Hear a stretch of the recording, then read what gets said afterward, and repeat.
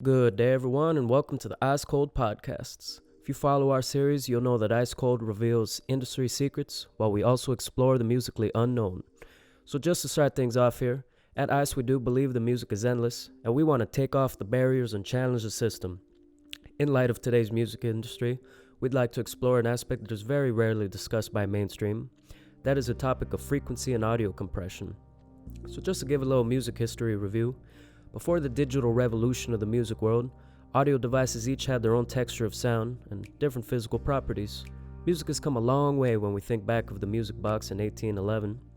In today's podcast, however, we're going to focus on the revolutionary digital laser red CD and its progression into the standard MP3 player. CD quality audio uses 16 binary digits to represent the amplitude value of each measurement or sample. This is typically incorrectly referred to as bit depth, when in reality the correct word is dynamic range. Dynamic range, in other words, is the spectrum or scope of sounds we're able to hear. Today's digital music is typically played at 320 kilobytes than the original 1400 the CD. You can think of it like this. Imagine you're listening to music and there's endless planes in which you can do so. The problem is, with audio compression, you're unable to reach into the higher and lower spectrums of sound because of the limitation. The real question is, though, why are these frequency barriers paralleling heavy audio compression? The truth is monetization, folks. But when did music become about money over art? Music affects our minds and spirits. Not only can it be heard, but also impacts our state of mind. Our ears are muscles and are constantly interacting with the environment we are in. The cochleon-flexon receptors, or hairs of our ears, pick up sound through their sensitivity of vibrations. They function as filters for bad or distracting noises.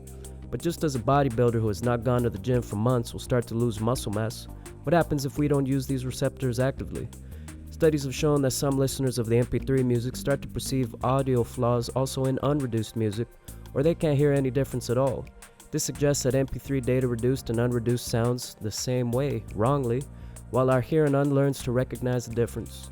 Currently, it's unknown if these effects are temporary, like seeing the world discolored from 3D glasses, though it's possible that highly compressed music may lead to long-lasting damage.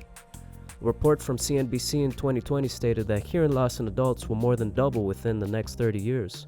Is it possible that heavy audio compression and the lack of neuroelastic exercise be the cause of presbycusis and is making us more receptive to audible concert damage?